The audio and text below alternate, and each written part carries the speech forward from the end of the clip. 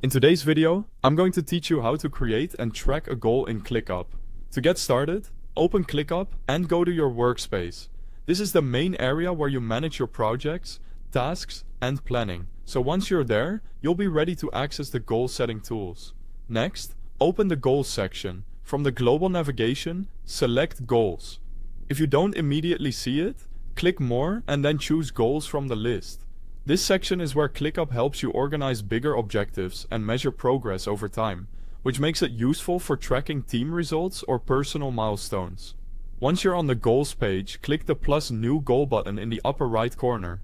This will open the setup window where you can define exactly what you want to achieve. Now enter your goal. Start by typing the name of your goal. For example, you might use something like increase monthly sales. After that, complete the goal details, including the owner and the dates. Adding an owner helps make responsibility clear, and setting dates gives the goal a time frame so it stays focused and realistic. After your main goal is entered, click Add Target. Targets let you break a larger goal into something measurable and trackable.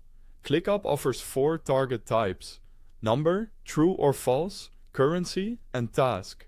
Choosing the right type depends on what you want to measure. If you want to track a numerical value, select number, then enter the starting value and the target value.